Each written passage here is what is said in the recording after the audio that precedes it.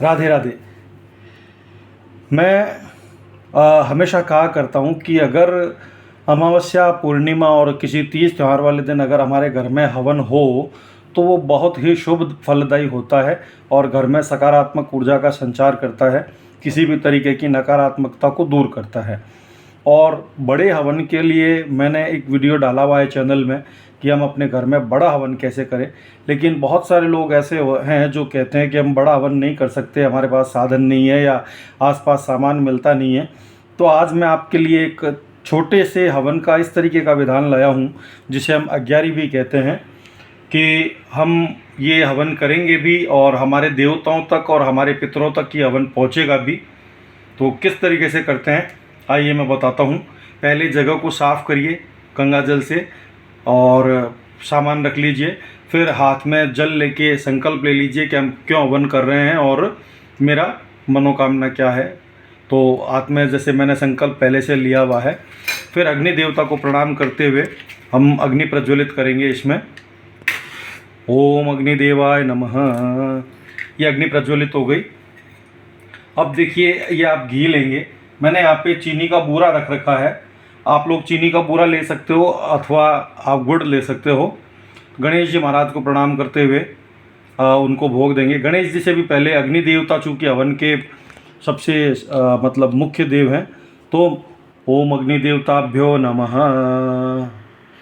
इसमें मैंने नमः बोला है, स्वाहा नहीं बोला, क्योंकि एक आहुति दे रहे हैं हम, ठीक है। उसके बाद में ओम गंगणपते नमः। गणेश जी को दे दी मैंने आहुति।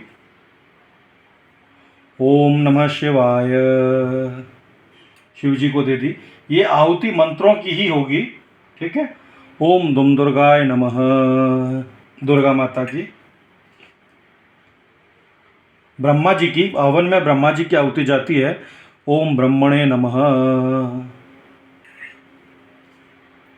राम जी की ओम राम रामाय नमः। हनुमान जी की ओम हम हनुमते नमः।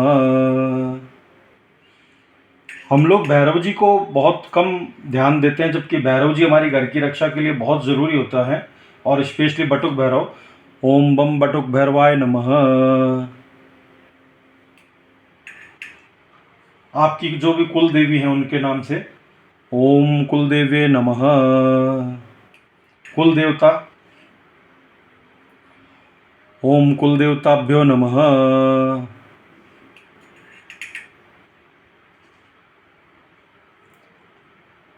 नवग्रह ओम नवग्रहाय नमः।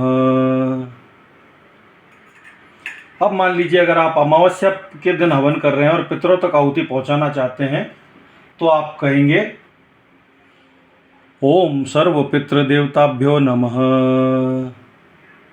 सर्व पितृ देवताभ्यो नमः, है ना। तो अब अगर अमावस्या, जैसा कि मैंने कहा अमावस्या है, तो आप पितरों के नाम से 51 या 108 आहुति दे सकते हो। अगर कोई हनुमान जी का वार है तो हनुमान जी की आहुति दे सकते हो। लक्ष्मी जी का वार है तो लक्ष्मी जी की, जिस किसी का आपको लगता है कि मुझे उनके नाम की आहुति देनी है उनके नाम के दे दीजिए। अब जैसे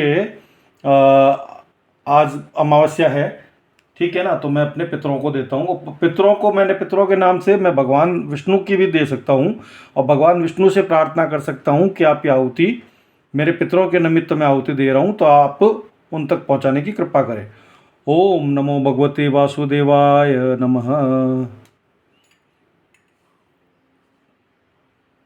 ओम नमो भगवते वासुदेवाय स्वाहा। एक बार देने के बाद में फिर स्वाहा लगेगा।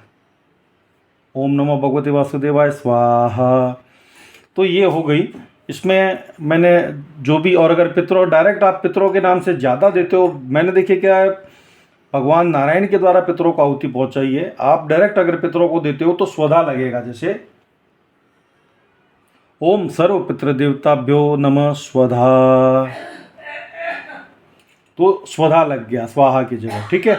तो अब ये अगर मान लीजिए आपका हवन हो गया, आपने 108 या 51 आहुति दे दी, इसके बाद में उनके निमित्त आप जल छोड़ेंगे ज़मीन पर।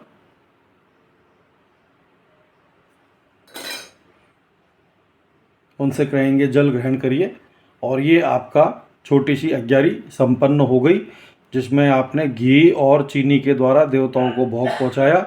ये भोग भी देवताओं को मान्य होता है। अंत में प्रार्थना कर लीजिए कि मेरे द्वारा कोई भी गलती है, भूल चूक हुई है तो मुझे क्षमा करें। मैं न तो एक वो मंत्र है, वो मंत्र बोलने का भी फ़ायदा नहीं है भाई, कि मुझे न तो मंत्र आती है, न ज़्यादा पूजा पाठ है, न मुझे क्रिया आती है। मैं बस भाव से मैंने आपको भोग पहुंचाया है, ये स्वीकार करें और ये भगवान को स्वीकार्य होता है। तो अपने घर में छोटे रूप पे आप ये हवन करिए, घर का सकारात्मक माहौल बनाइए और निश्चित रूप से ईश्वर आप पे कृपा करेंगे। भगवान हमारे पितृ देवता आप पे कृपा करेंगे। राधे राधे।